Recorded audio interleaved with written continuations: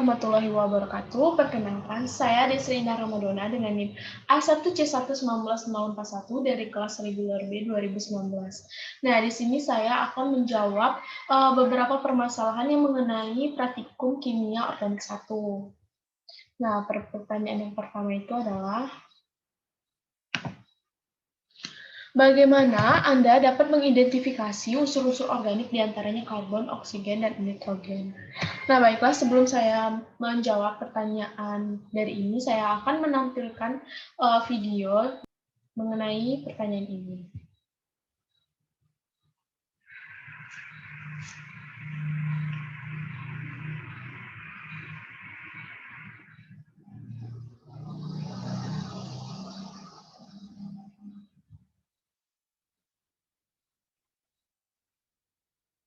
Baiklah, dari video yang telah kita amati itu adalah untuk mengidentifikasi dalam suatu zat atau sampel mengandung unsur karbon yang ditandai dengan perubahan yang terjadi pada suatu sampel pada saat pemanasan dilakukan, yaitu contohnya pada video ini menggunakan sampel adalah gula, di mana ketika gula dipanaskan dengan menggunakan bunsan, maka sampel gula akan berubah menjadi warna coklat kehitaman dengan ditandai dengan perubahan warna pada gula yang mula-mula gula berwarna putih setelah dipanaskan mengalami perubahan warna menjadi coklat kehitaman atau mengalami karamelisasi. Nah, dengan ditandai perubahan warna gula yang mula-mula berwarna putih menjadi warna karamelisasi atau coklat kehitaman ini ditandai bahwa unsur gula tersebut sampel gula tersebut mengandung unsur karbon di dalamnya.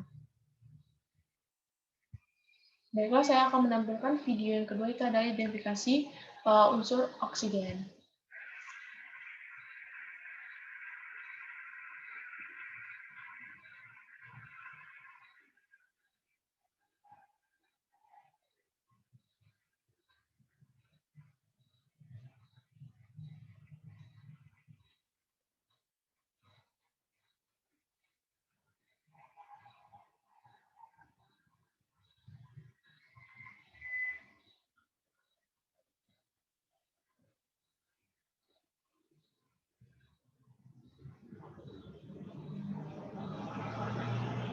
Baiklah, yang kedua ini adalah mengidentifikasi suatu sampel apakah mengandung unsur oksigen. Nah, dari video ini, sampel yang digunakan untuk uji coba itu adalah tepung terigu. Nah, tepung terigu ini pertama itu dipanaskan dengan menggunakan bunsen, dan setelah dipanaskan, warna tepung terigu ini berubah menjadi warna coklat. Serta tepung terigu dipanaskan mengeluarkan embun yang sangat kecil pada saat diberikan penutup dengan ditandai dengan adanya embun pada sampel tepung terigu ini, bahwa dapat disimpulkan bahwa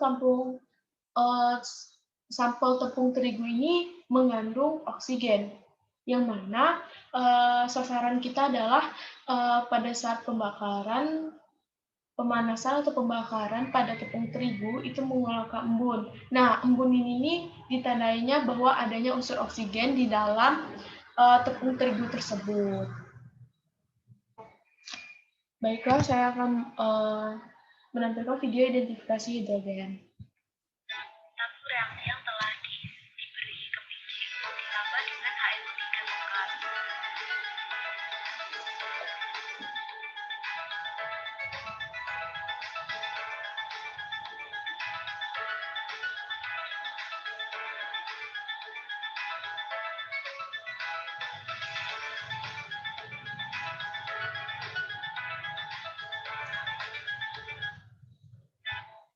Nah, baiklah, dari video yang telah kita amati tadi, sampel yang digunakan untuk mengidentifikasi hidrogen yaitu adalah keping Cu dan HNO3 pekat.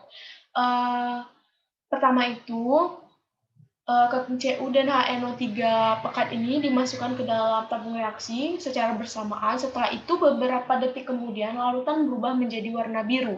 Dan di dalam tabung reaksi tersebut terdapat gelembung. Dalam tabung reaksi dengan ditandai oleh larutan menjadi warna biru dan terdapat gelembung di dalamnya menandakan bahwa larutan tersebut mengandung unsur hidrogen.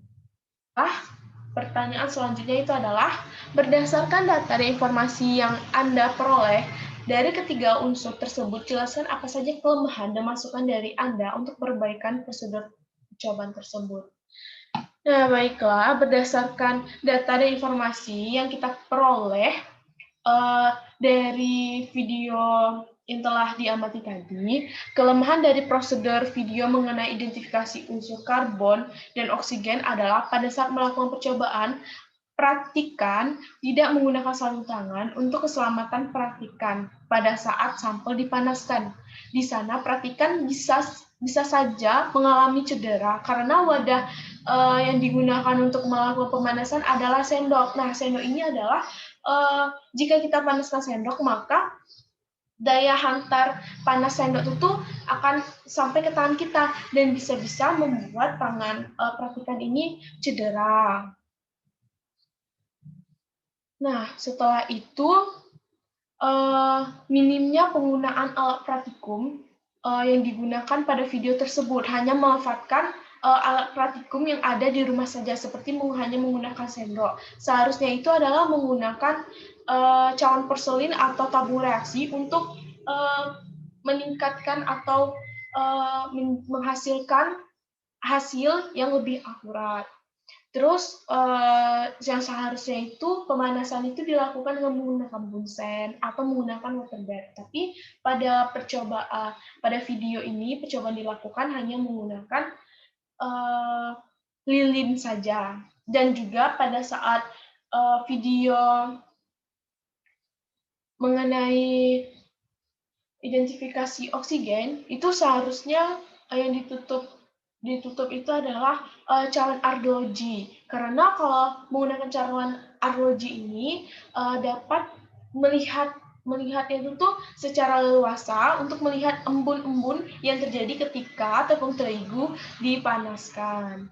Dan juga pada identifikasi hidrogen pada video tersebut, kelemahannya adalah perhatikan tidak memberitahu beberapa mili kepingan Cu dan HM3 yang digunakan pada praktikum ini. Dan juga pada praktikum ini, tabung reaksi tidak dibersihkan terlebih dahulu menggunakan NaOH dan Aquades. Nah, penggunaan NaOH dan Aquades ini untuk mencegah terjadinya kontaminasi dari zat-zat yang lain. Nah, kan tabung reaksi ini telah digunakan untuk beberapa uji coba tadi. Nah, maka seharusnya itu tidak hanya dibilas dengan air saja, tapi juga dengan NaOH untuk mensterilkan tabung reaksi agar tidak terkontaminasi dari larutan lain, agar keakuratan hasil praktikum lebih akurat dan terpercaya. Nah, masukan saya dari video percobaan yang telah saya tayangi tadi itu adalah sebaiknya para praktikan melakukan praktikum dengan serius dan dipersiapkan alat dan bahan dengan teliti agar tidak terceceran, yaitu pada video identifikasi karbon dan oksigen, dan juga pada percobaan ini sebaiknya praktikan menggunakan alat praktikum yang seharusnya digunakan pada laboratorium agar hasil dari percobaan yang mendapatkan lebih akurat. Dan juga praktikan harus menggunakan sarung tangan saat melakukan percobaan untuk menjaga keselamatan para praktikan di sini. Baiklah, itu saja jawaban dari beberapa permasalahan. Lebih dan kurang saya tutup dengan wassalamualaikum warahmatullahi wabarakatuh.